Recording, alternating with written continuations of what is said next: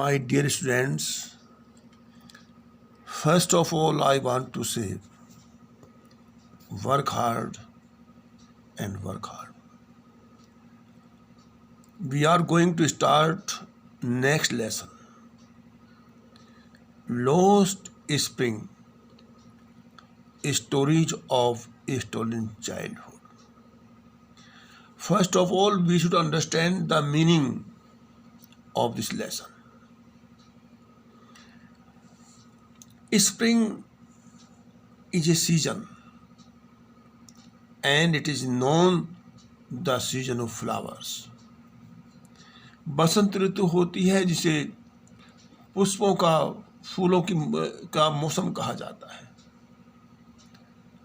और हर मनुष्य इसे सबसे ज़्यादा लाइक करता है। और अगर ये कहें कि बसंत ऋतु सुख और प्रसन्नता का दूसरा नाम है तो इट विल नॉट बी एग्जेशन, तो कोई अतिशयोक्ति नहीं होगी। स्टोरीज ऑफ स्टोलन चाइल्डहुड, इसी प्रकार से मनुष्य जीवन की जो सबसे अच्छी अवस्था होती है वो चाइल्ड बचपन होता है। जैसे बसंत ऋतु सबसे अच्छी होती है, ऐसा ही बचपन होता है।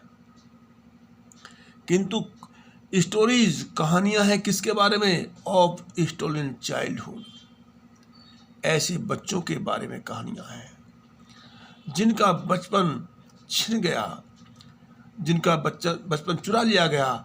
मीन्स उन्हें वो कार्य करने पड़े जो उनके लिए उस अवसर पर जीवन का आनंद लेने का समय था और उन्हें गरीबी के कारण, परेशानियों के कारण बहुत छोटे कार्य करने पड़े, बहुत ही कष्टमय का दौर से गुजरे। इस लेसन का मीनिंग समझ गए होंगे कि लॉस्ट स्प्रिंग में बसंत खोया गया और उसे और क्लियर किया है कि चुराया हुआ बचपन, छीना हुआ बचपन, ये उसके ऊपर है। लेखक गरीब बच्चों से बात करती है, लेखिका ऐसे बच्चों से, दोज आर वेरी पुअर, बहुत गरीब हैं, they are leading a sorrowful life, बड़ा दुखद जीवन जी रहे हैं ऐसे बच्चे, उनका वर्णन किया गया है इस लेसन में। इसके दो पार्ट में किया गया है।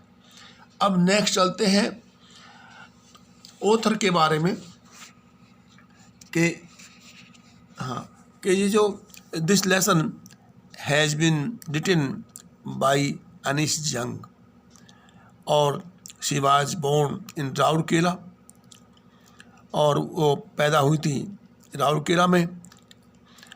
और शी जैसे बताते हैं कि हम ये and spent her childhood and adolescence in Hyderabad, और अपना बचपन जो है उन्होंने वहाँ पर हैदराबाद में बिताया। एडोलेसेंस कहते हैं बचपन। नेक्स्ट आगे देखिए, और वो एक तरह से उनके जो लेखक का जो दायरा रहा है वो ऐसे गरीब बच्चे रहे हैं कि जिनके बारे में उनके प्रति मन में एक पेन था, सिंपैथी थी, इसलिए उन्होंने अपने जो लेसन का नाम भी आप देख रहे हैं उसी के ऊपर लिखा है।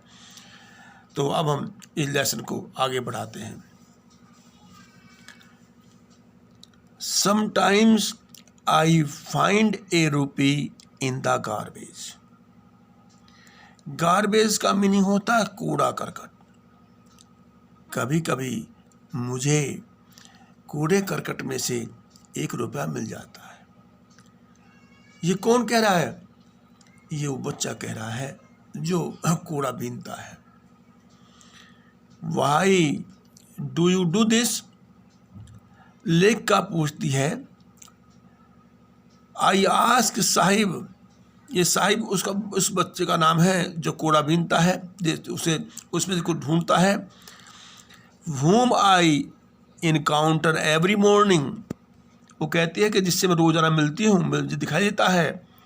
Scourging for gold in the garbage dump of my neighbourhood, मेरे पड़ोस में जो कूड़े, देखिए गोल्ड माने कहते हैं सोना, किंतु यहाँ पर गोल्ड का मीनिंग सोने से नहीं है। ये बात समझिए क्या, कि जो कूड़ा है उसमें से कुछ ऐसी वस्तु ढूंढने का प्रयास करता है जो उपयोगी हो। यहाँ सोने से तात्पर्य इस चीज़ से है, इस सोने का तात्पर्य उन चीज़ों से नहीं है कि जो किसी ने कोई चीज़ बाहर फेंक दी है, कूड़े में फेंक दी है, वो उसको उठा करके कहीं बेच करके थोड़े बहुत पैसे ले ले। इसलिए इस गोल्ड का मतलब ये है, gold in the garbage dump open neighbourhood. Sahib left his home long ago. Sahib ने अपना घर पहले ही छोड़ दिया था। And set amidst the green field of Dhaka, his home is not in A distant memory. और घर कहाँ था? बांग्लादेश की जो राजधानी ढाका में। और अभी वो अपने घर को अब उसे याद नहीं रहा कि कहाँ पर है। His home is not even a distant memory. There were many storms that swept away their fields and homes, his mother tells him. और there were many storms, बड़े तूफान आते थे वहाँ पर। That swept away their fields and homes, जो उनके घरों को भी तबाह कर देते थे। His mother tells him, उसकी माँ उससे कहती है, that is why they left looking for gold in big cities where he now lives. बड़े शहरों में आ गए। किस बात के लिए? लुकिंग फॉर गोल्ड, सोने की तलाश में नहीं, कुछ ऐसे चीज़ों की जो उपयोगी हों, जिन्हें बेच करके गुजारा किया जा सके, इसलिए वो शहरों में आ गए। I have nothing else to do, he mutters looking away. उसने धीरे से कहा कि और हम क्या कर सकते हैं।